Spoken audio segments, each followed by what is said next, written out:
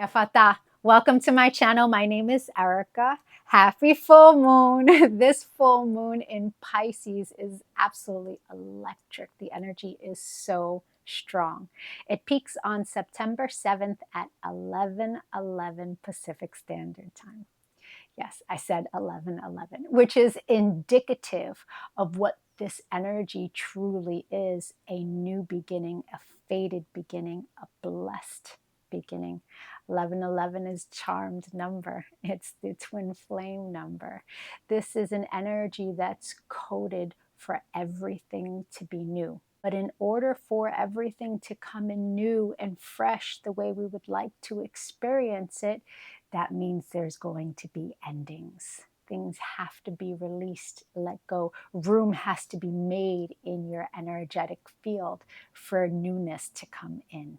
The things that are fated and meant for you can't come into your hands if your hands are already filled with other things, old things, things that no longer serve you. So the universe guides and protects endings at this time. It's best to be in a place of allowing whatever it is that's fated for you to arrive.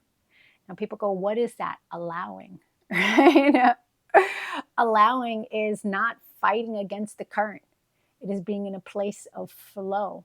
As things are taken away, you go, oh, thank you for your service, right? And then you turn and you look for the new that's coming in. And so this time right now, eclipse season, is so fated. What is meant to be eclipsed out of your life will happen in the drop of a dime, like overnight. And so it's important when that happens to not have emotional reactions, but understand that during eclipse, the eclipse portal, what is meant to be is going to take place. So even if you can't understand in the moment why it's happening, that's where faith comes in. That's where faith becomes a power tool.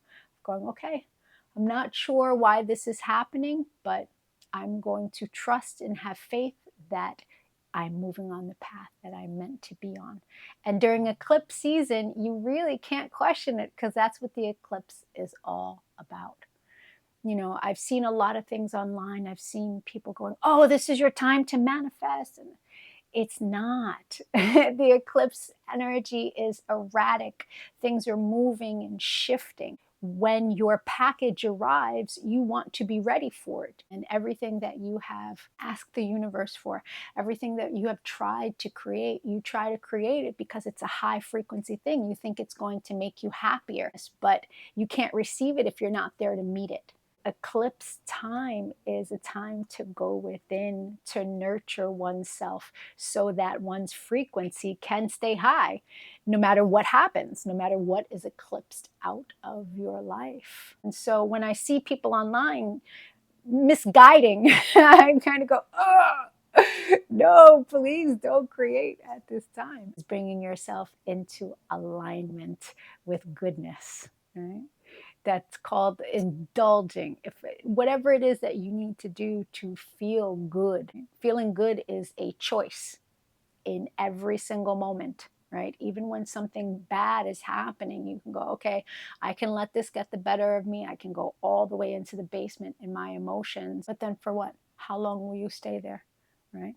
If in the moment while it's happening, you find a place of neutrality, of not reacting to it, understanding that this is what this time is about. And so I'm allowing. It's very important for people to kind of understand what the eclipse really is. The ancients would not even look at the eclipse. Right? They wouldn't take in the energy because they knew it was erratic. I mean, the main difference between new moons, full moons, and eclipses: new moons are planting seeds, full moons is reaping what you have sown, and the eclipse is fate, allowing. With the Pisces energy, there's a lot of inner work to be done. The universe will bring you to your knees if you choose not to do the work. Piscean energy is all about going within, feeling emotions. It's about huge imagination. Pisces energy is very dreamy, right? It's very spiritual energy. But because Pisces is such a spiritual energy, it can always want to see the good in people, the good in everything around it. And so it wears rose-colored glasses. And now is the time where the universe is asking you to take off those rose colored glasses and do that inner work. We have Chiron retrograde for the next 6 months, and Chiron is around the wound, the soul wound. And so now really is a time to be doing that work. Piscean energy in its highest frequency is the reminder that you are never separate from source. You are always in oneness and co-creating with your thoughts and your energy field. That's in its highest vibration. In its lowest vibration, Pisces can really, it's an emotional water sign. A Pisces will put you on a pedestal and adore you, but they're adoring their version, their rose-colored glasses of what they're seeing. And then when the rose-colored glasses come off and they realize you don't belong on a pedestal, they kick the pedestal, send you flying. Right? So Pisces energy, even though it's so dreamy and so loving, it can be really spicy. And full moon eclipse will bring up those emotions that have not been resolved yet.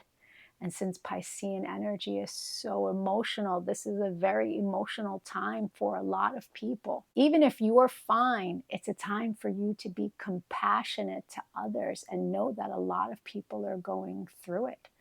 I mean, most people don't realize that the planets have been going haywire since 2020.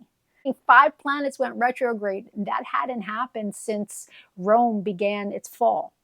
And ever since then, the astrology for the past 5 years have been insane with karma, releasing old cycles, new. It's just been constant change in different areas. When we refuse to do the work, the universe will slam the doors for us. It will close the cycles for us if we refuse to do it.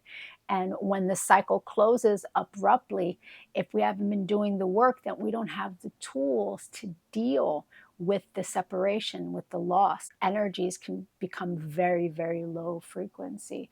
It's important at this time to do grounding work, especially if a lot of emotions come up for you. It's a very good time to go put your bare feet in the grass, in the ground, in the sand, right? Bodies of water, natural bodies of water. It's very purifying, especially when you want to release and let go.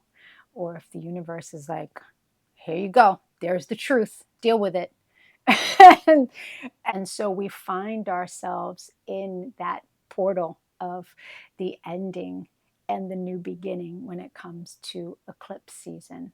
Now, this one is in Pisces, but its counterpart is Virgo. It's a very interesting month with the sun being in Virgo and Mercury, Hermes, going back into Virgo, which that's its home. So it's very comfortable there. So now is a very powerful time for putting the pieces together.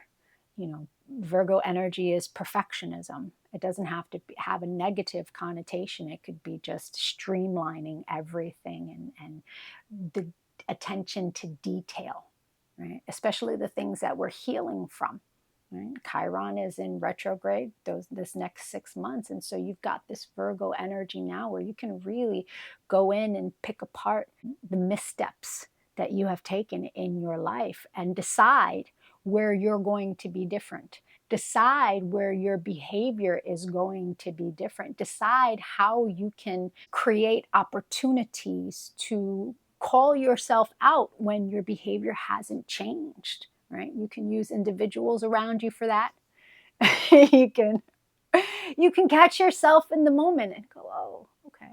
These eclipses are not just changes in our life or the players in our life, but it's emotional changes. It's changes within. We had the new moon in Virgo, and then the next new moon is going to be in Virgo as well. I did a video on this. I will post it in the comment section for anyone who's interested in the Virgo energies and how to work with them. But I won't repeat everything I said in that video, but you know, we're moving from the beginning of the first new moon in Virgo came in at 0 degrees. The next new moon in Virgo will be at 29 degrees, meaning we have moved through the entirety of all of Virgo energy. So every day you have the opportunity to experience all of the Virgo energies and how they play themselves out in your life, right? Perfectionism, being overly critical of oneself, and so that causes critique towards other people as well. But with other people, it comes out as judgment, has a negative connotation to it. It's important to look at where we mirror that energy and where we can release it and make different choices and be more like Pisces, go with the flow. It doesn't have to be perfect, right? Throughout the energies of Virgo season, we have Sun Jupiter Cazimi. Jupiter's in Cancer, the Sun's in Virgo, and it's a beautiful, delicious, just a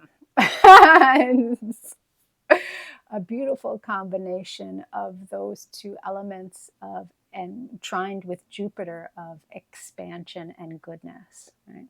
And we also have Mercury has returned into Virgo. Mercury is at home in Virgo. Mercury is Virgo's ruler, and the precision, the attention to detail, the ability to communicate very thoroughly is the highest frequency, right, of Mercury. Mercury was the messenger of the gods. He was the only one going from Mount Olympus into the lower levels. That's a superpower. At this time, Saturn went back into Pisces. It was in Aries for a little bit. It has retrograded back into Pisces. Mutable signs, mostly Pisces and Virgo, have been experiencing a massive amount of karma since March of 2023. Saturn gives you what you have earned. If you have, mistreated people, you have been experiencing that mistreatment. If you were just did anything maliciously to other people, you'll be experiencing that back in this time. And so it's been a very difficult time for the majority of Pisces and Virgos. But I mean, Saturn goes through all of our signs, right? And so, but right now, the majority of the planets are either at very beginning stages or they're ending degree. It's a very fated time of closures and new beginnings, but being able to tap into that Virgo power and make the changes, right? Really be able to use discernment and the power of thought to appropriately communicate to yourself and to others what changes you'll be making in your life. If you are going through karmic closures at this time, that Virgo energy gives you the power to be distinct and clear with your thought and your communication. If you have a Pisces moon, pay close attention to how you feel over the next few days. It is a very clear indicator of where you are on your path. For many of you, you've been doing the work, right? Saturn doesn't give you much of a choice. And so for the past, 2 years, going through it, where you are right now is showing you how far you've come or how much further you need to go, right? It's a very magical time. And for those of you who have been doing the work, Pisces placements, this is a very magical time. But enjoy it. Revel in this beautiful energy. Appreciate the energy. Really raise your frequency so that all of the things that are due to you can easily come into your world. Go within during this eclipse cycle. Right? Pamper yourself. Feel good. Choose to feel good constantly, and you will watch the miracles walk into your life. Okay, that's my spiel. If you haven't seen your birthday video yet, please go to my playlist take a look. There's a lot of information for you that will help you on your path. If you'd like to get a personal reading and see what the rest of your year is going to look like, what you can expect next year, my email is in the comment section. I thank you for your time and your energy, and I hope this eclipse season brings you all dreamy, beautiful, happy things. I don't know.